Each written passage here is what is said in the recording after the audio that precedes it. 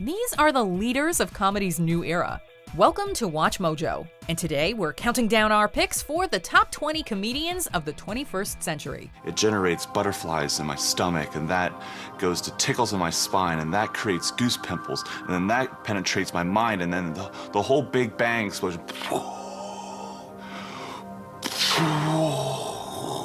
For this list, we're ranking the funniest, most popular, and most influential comedians of the modern era. These performers could have started their careers in the years prior to 2001, but it should be either their enduring appeal or a 21st century peak to merit their inclusion on this list. Number 20, Jim Gaffigan. The comedy of Jim Gaffigan is at once approachable, relatable, and utterly hilarious. Actually, the reason I look like this is because my father was from Sweden and my mother was Elton John. Sure, there's nothing overly edgy about Gaffigan's observational family humor, but Jim's deadpan delivery brings it all together with a charm that continues to win over new fans. See, some of you are drinking. That's not the answer.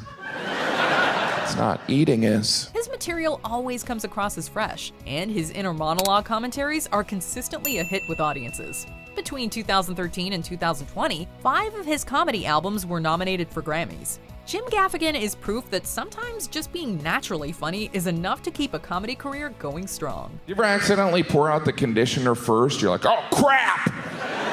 It's like $3! You ever try and put it back in? You're like, damn hole's too small. Number 19, Sebastian Maniscalco.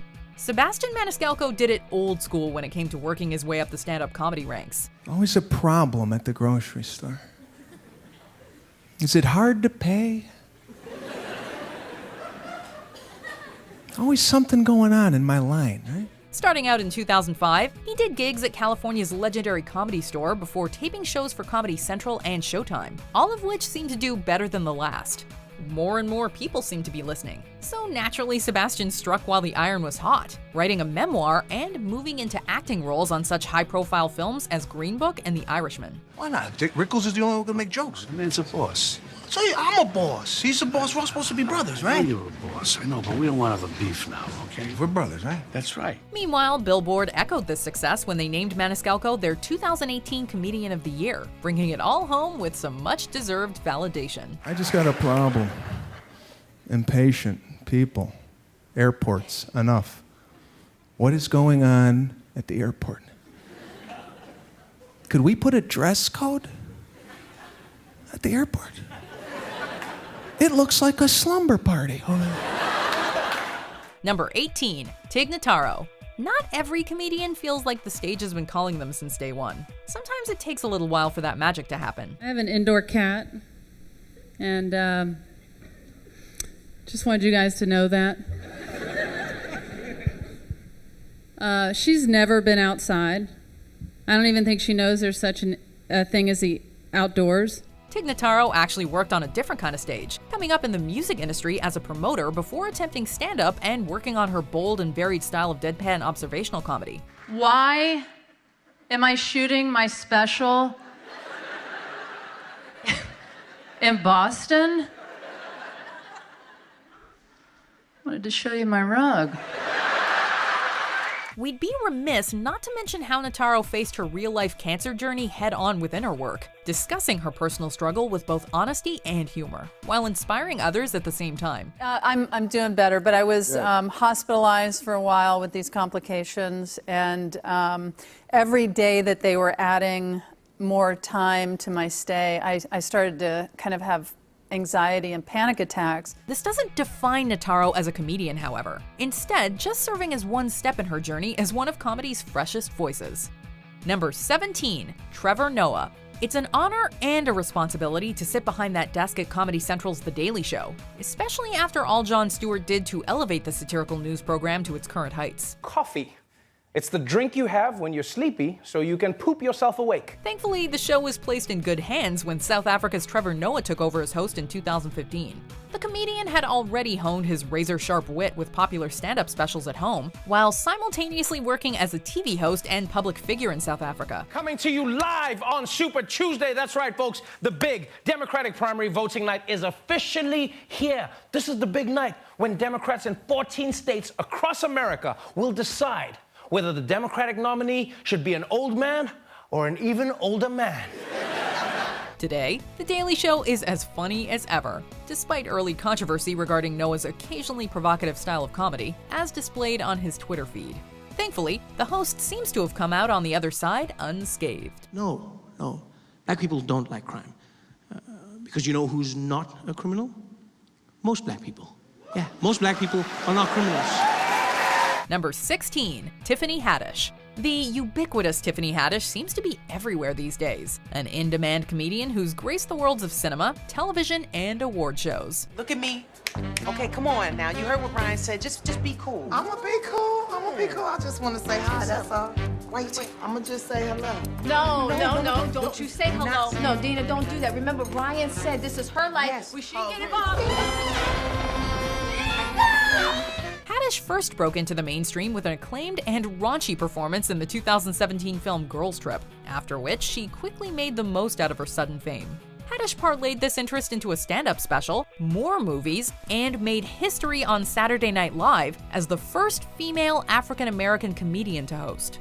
Haddish shows no signs of slowing down either, a busy comic workhorse with style and charisma to spare. This is an amazing night. I'm so happy to be here. You may know me from a movie called Girls Trip. It came out this past summer. Starring Queen Latifah, Jada Pinkett Smith, Regina Hall, and me, Tiffany Haddish. Number 15, Aziz Ansari. Aziz Ansari had already gained a loyal audience with his witty stand-up and endearingly annoying portrayal of Tom Haverford on NBC's Parks and Recreation. April, come here. What? Shake my hand. Why? I can't tell if I've exfoliated too much. I don't want to creep Justin out. I want to respect my handshake. However, it was the comedian's Netflix series Master of None that proved there was more than a little depth to Ansari's creative voice, as the series balanced an expected level of humor with drama and style. Nipples and toes 23. Well, what's that?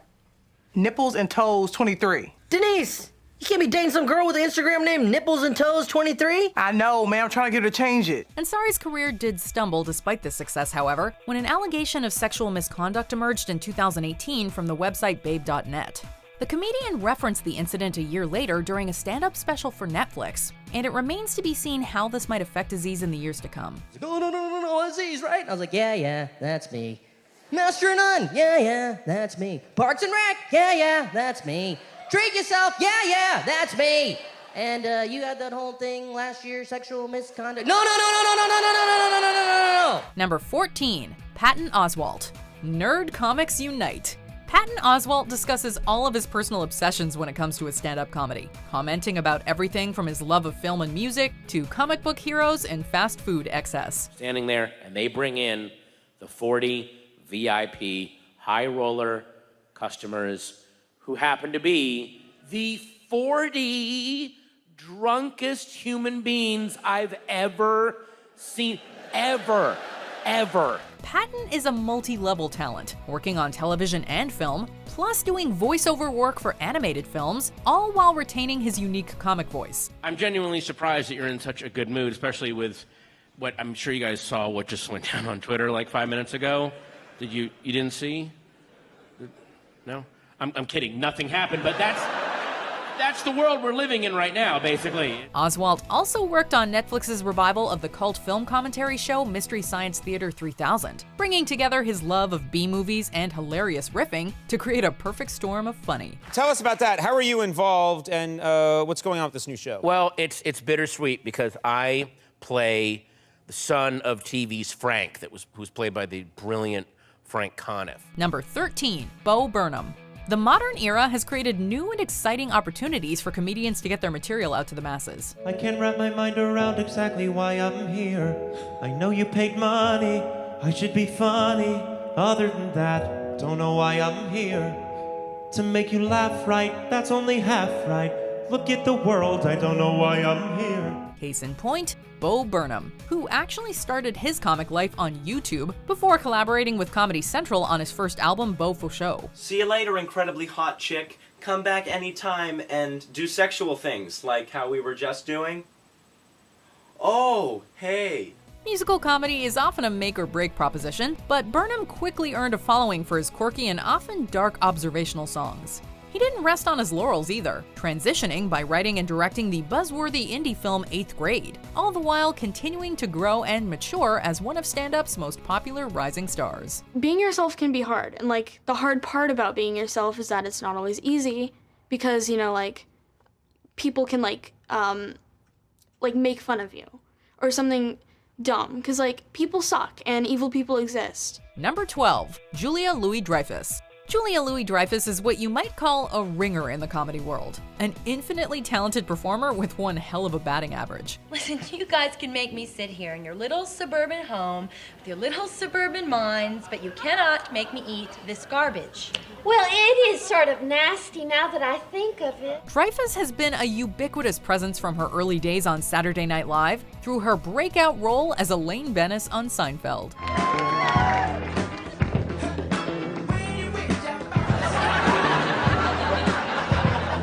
Her success and influence didn't end there, however, and she continued to grow as a comedian through The New Adventures of Old Christine and the hilarious political satire of Veep. I just got some really sad news. Your mother's in the hospital. What? It looks like a stroke. Again? Okay, weekend 86, the meet and greet with the engineers. Yeah. That's no problem. Yeah. Why? Because you need to rush to your mother's bedside. Yeah. All right, okay. Dreyfus can do neurotic, she can do silly, and she can do smart, often bringing all three together in a way that's inimitably and uniquely her own. Yeah, but you're supposed to be a compassionate person that cares about poor people. You look like you're gonna swing in on a chandelier. Number 11, Larry David. We're going to continue on the Seinfeld train for a bit and give credit where credit is due to that show's co-creator and head writer, the one and only Larry David. And I just burst into tears. Really? Burst Yeah, into tears. just burst into tears. No kidding. Yeah, so anyway, we didn't... You know what? It's a really good idea. It is a good... But you know what? It is a good idea. It's a great idea. We mentioned how Julia Louis-Dreyfus can create neurotic comedy quite well, but Larry has basically turned it into an art form. This coffee, by the way, is unbelievable. It's fantastic. Is it hot? It's very hot. Let me see that. Hey, don't touch my... No, don't touch it. Hey, stop it. What are you, a goose? Okay, that's not hot coffee, okay? If that was hot coffee, I would have burned my nose. Who asked for a nose test? Nowhere is this better shown than on David's hit HBO series Curb Your Enthusiasm, where once again we follow what's effectively a terrible person through life's mundane eccentricities, set to David's borderline sociopathic sense of humor. Oh, and we also can't help but admire Larry's spot-on impersonations of American presidential candidate Bernie Sanders during his appearances on Saturday Night Live. Oh my God, Mr. Bernie Sanders! Oh, I'm your biggest fan, and I'm telling you, I'm feeling the burn. That's okay. Number 10, Louis C.K. We discussed earlier the sexual misconduct allegations against Aziz Ansari, and we unfortunately need to address that subject here again with our next comedian, Louis C.K. These stories are true. 4 words that have confirmed the explosive allegations of sexual misconduct against one of the biggest names in comedy. It needs to be said that we in no way, shape, or form condone these actions, but at the same time, we'd be remiss not to include the impossibly influential CK on the list. I was born in 1967, and so I grew up in the 70s. So I'm not racist. However, here, it becomes imperative to separate the artist from the art and appreciate the level of quality present within Louis' brash, bare, and often cringy brand of writing and comedy. His FX series Louis was also formative in terms of changing the ways comedians translated their material to the small screen, breaking the mold of what stand-up could be and where it could go. I've been doing comedy for 25 years. I know every joke. Even if I haven't heard it, you start telling me a joke, I know how it's gonna work. Number 9, Sarah Silverman. The comedy of Sarah Silverman can be described with many adjectives, but boring is never one of them. You don't even get it. We're breathing egos, acting like we aren't a speck of dust on a speck of dust on a speck of dust hurling through outer space. We're nothing. And then in the very next moment, I'll be like, I want my face on money. I really do. Silverman is a firebrand whose material often courts controversy, utilizing everyone as a potential target for her sarcasm and insults. Sarah often walks that fine line between the profane and the witty, a superb storyteller who doesn't care who she offends, as long as her audiences leave laughing. That when God gives you AIDS, and God does give you AIDS, by the way, I don't know. make lemonades. You know? Her instantly recognizable delivery has also made her tailor-made for voiceover work, such as her portrayal of Vanellope von Schweetz in the Wreck-It Ralph franchise. Hello! Oh, man, you scared me, kid. Ah, nearly soiled myself. What's your name? Ralph. Wreck-It Ralph. You're not from here, are you? No, well, yeah. I mean, not from right in this area. I'm just doing some work here. What kind of work? There's some routine candy tree trimming. Number 8, Kevin Hart. Many comedians make the transition to the silver screen, but Kevin Hart has absolutely dominated in his bid to become one of the most recognizable and bankable comic stars. Freeze! You better stop before I put a hole in your back! Or you think it's a game? Oh, it's on now! Oh, shit! The proof is in the box office receipts for any number of Hart's big-time movie hits, including Ride Along, Central Intelligence, and Jumanji, all of which have increased Kevin's profile big time. What's the one thing you regret not doing for you? Oh my God, I think we're gonna die! Hart has honed a stand-up persona that's funny and engaging, yet unafraid to be self-deprecating and silly. It's a refreshing break from convention that's spoken to legions of fans, as evidenced by his 2015 concert film Kevin Hart What Now?, filmed in front of an audience of over 50,000 people. Fellas, let me tell you something. The worst thing that you can do in life is not respond to your lady's text message. Do you hear me? That's the worst thing that you can do. The reason why I say that is because your woman will then proceed to having a conversation with herself through the messages that she's sending you. Number 7, Bill Burr. Bill Burr is who comedians go to see when they want to see comedy. Like, what am I supposed to do if I ever see a fireman running out of a building carrying a baby and an old lady? Am I going to sit there like, oh my God, you're like a fat actress that takes her shirt off to do a magazine shoot to promote the movie she's in? Burr's creative voice is born and bred for the stand-up world, and comes without many of the commercial trappings that often come with a comic's transition into the mainstream. If anything, Burr has essentially remained true to his rough and ready New England roots, despite enjoying more and more visibility on shows like The Mandalorian, Chappelle Show, and his own Comedy Central series The Ringers. It's funny because I realized, like, my dad was so volatile and everything like that. I thought I got so much of my sense of humor from him. Yeah. I think I just got a lot of jokes from him. Yeah. But my mother is really like stealth. Yeah, she'll take you out at the knees before you even realize it. Your head's hitting the floor. Burr's approachable yet clever observational comedy hits on an everyman sort of level, with loud and boisterous bits peppered with real-life illumination. Can you stop yelling at me, please? No, I can't stop yelling, because that's how I talk. You ain't never seen my movies. Number 6, Jerry Seinfeld.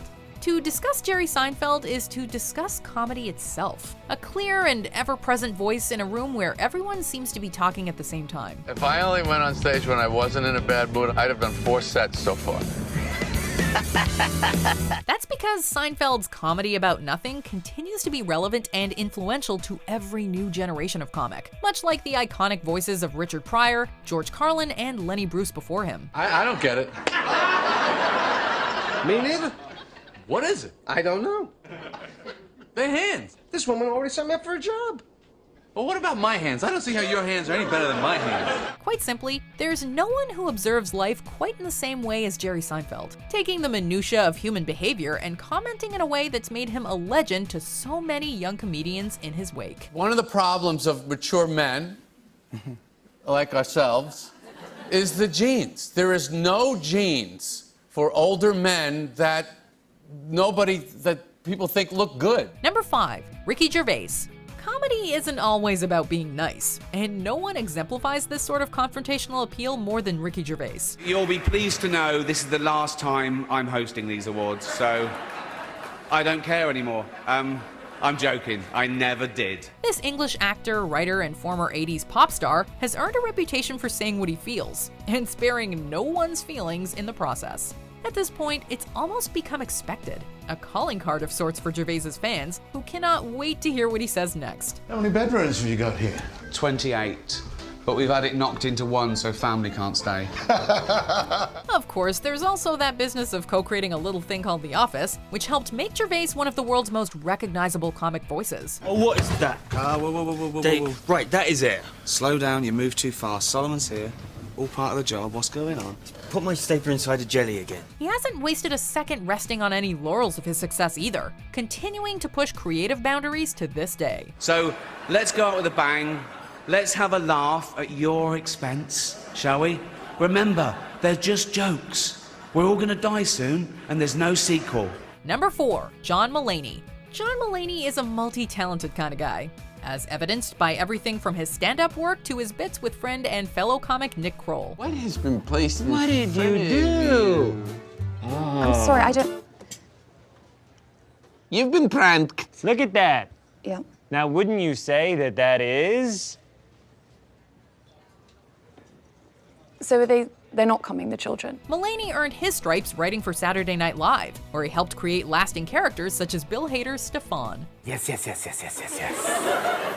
Barack, Mitt.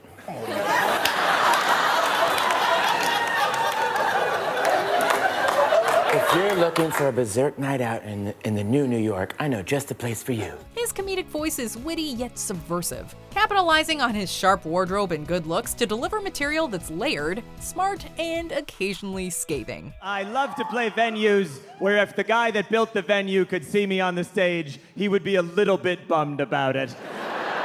Look at this. This is so much nicer than what I'm about to do. It's really tragic. Not everyone could get away with the jokes that John Mulaney does, but at the end of the day, it's all part of his charm, and evidence that he's clearly onto even greater achievements in the future. Actually, we didn't buy a house, a bank bought a house, and I'm allowed to keep my shirts and pants there while I pay it off for 30 years. Number 3, Tina Fey. Some comedians just seem destined to achieve greatness, for someone to recognize their innate talent and give them a shot. Good evening, my fellow Americans. I was so excited when I was told Senator Clinton and I would be addressing you tonight. Such was the case with Tina Fey, who was encouraged to send scripts to Saturday Night Live by her fellow Second City Improv alum, Adam McKay. I realized it's been 20 years since I started working here. The rest, as they say, is history, for Fey quickly rose up the ranks from writer to performer, before eventually ending up as one of the show's most popular cast members. More success followed, as Tina Fey further honed her comic voice, writing the screenplay for Mean Girls, and creating the television hits 30 Rock and Unbreakable Kimmy Schmidt. Listen, about some of the stuff that I said. One time I laughed at a blind guy eating spaghetti. Sometimes I pee in the shower if I'm really tired. I saw my grandparents making love once and I didn't leave right away. Simply stated, there seems to be nothing that Tina Fey can't do. If you need anything or if you want to talk to somebody... Thanks. Maybe some other time when my shirt isn't see-through. Okay. Number 2, Dave Chappelle. Is Dave Chappelle the funniest man alive? I'm Rick James, bitch. Enjoy yourself. Well, many people seem to think so, and they can't all be wrong. Chappelle just seems to possess it, that inimitable magic that comes alive whenever he hits the stage. Dave's stand-up has matured over the years, from a brash observational style to something multi-layered, deep and complex. I have a great life, but it's not a perfect life, but it's good. My shit's like an above-ground pool. You ever seen one of them? Man, it's a pool. His Netflix specials in particular are reactionary in a way to modern political climates, while also tying into Dave's classic delivery and loose conversational approach. The proof is in the pudding, as Chappelle received the prestigious Mark Twain Prize for American Humor in 2019, all while doing things the only way he knows how, his way. The First Amendment is first for a reason. The Second Amendment is just in case the first one doesn't work out. I know we all know this, but I am ride or die for John Mulaney, and Tina Fey for that matter. So who tops my faves on this list? Let's look through the honorable mentions, and then we shall see. And then when they go to sleep, they just go to sleep, right? They don't have insomnia yet. They don't know what it's like to have to take an Ambien or download a meditation Oasis podcast to calm the chatter of regret. I'm not gonna do the insults like I usually do. Oh, I'm not gonna say your character on Despicable Me. I hear that they were gonna base the nose of the character on your nose, but decided to go for something less cartoonish. I'm not gonna say that. Let's just do a straight interview. I moved to New York A few years ago, the first time I came to New York, I didn't really move to New York. I just popped up in New York because my sister was living here. I just popped up at her place and said, hey, what's going on? I have $200 in dreams. Let's do this. All right, some Canadian television exposure, finally. When I cross the street, I always look both ways. To not do that would be crazy. But if I look both ways any other time in life, then that looks crazy. If I get a slice of pizza and I'm like... Before we continue, be sure to subscribe to our channel and ring the bell to get notified about our latest videos. You have the option to be notified for occasional videos or all of them. If you're on your phone, make sure you go into your settings and switch on notifications. Number 1. Chris Rock. It's no secret that Saturday Night Live has bred some of the world's best and brightest comedians. From Chevy Chase and Eddie Murphy to many of the other names we've discussed here. Like Columbus Day. Nobody celebrates Columbus Day. Nobody puts like 3 ships in their front yard. First of all, Columbus discovered the West Indies. Second of all, the land he discovered had occupants on it. You know, that's kind of like discovering somebody's backyard. You can add Chris Rock to that list as well. A comic genius who serves as one of SNL's brightest talents. If anything, it's Rock's work after exiting the show that proved his iconic delivery and original point of view could be applied on both the big and small screens. AIDS is scary, man. I took my AIDS test, passed it, got 65. Whether it was writing the hip-hop parody CB4 or any number of his classic stand-up specials, Chris Rock's sense of humor has transcended generations, growing funnier over the years like some sort of fine comedic wine. Shit is that? I ain't never been to jail. What, you want a cookie? You're not supposed to go to jail. Do you agree with our picks? Check out this other recent clip from WatchMojo. And be sure to subscribe and ring the bell to be notified about our latest videos.